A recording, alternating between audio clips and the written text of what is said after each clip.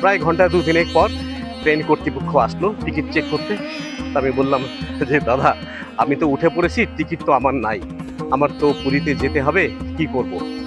তো তারা বলল যে আপনাকে তো ফাইন করে দেওয়া উচিত। তো তারা আমার মুখের দিকে তাকিয়ে বেশ কিছুক্ষণ কথা বলে যে এক কাজ করেন, আপনার ফাইন টাইন করতে হবে না, আপনি 18 টাকা দেন।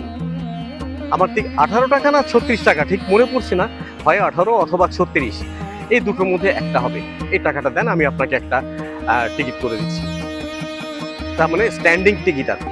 এই টিকিটটা করে আমি মোটামুটি বসে থাকলাম। পুরীতে পৌঁছালাম 18 ঘন্টা পর। 18 ঘন্টায় লোকাল ট্রেনটা মানে থামতে থামতে যাচ্ছে, আমি তো বসেই আছি ট্রেনে, খাওয়া দাওয়া কিছু করছি, কখনো করছি না। খাওয়া দাওয়া মানে যেখানে থামে সেখানে টুকটাক এটা ওটা কিনে নিই, কখনো মানে ঠিক মতন পাই, কখনো পাই না। যাই হোক, পুরীতে পৌঁছালাম এক সময়, তখন বাজে রাত্রি 3টা। এই রাত্রি 3টায় যখন পুরী থেকে নামছি, দেখি আমার মতন অনেকেই, তারা আসলেই তীর্থযাত্রায় এসছে। আমি তো ভাই ট্রাভেলার তীর্থযাত্রা, আমি বুঝতেই পারছেন যে আমি কি বললাম, যে আমার ইচ্ছা হয়েছিল ট্রাভেল করতে করতে যে তীর্থযাত্রায় যাব।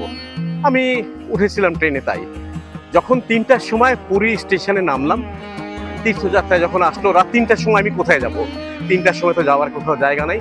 পুরী স্টেশনেই মোটামুটি ভোর 5টা পর্যন্ত কাটিয়ে দিলাম।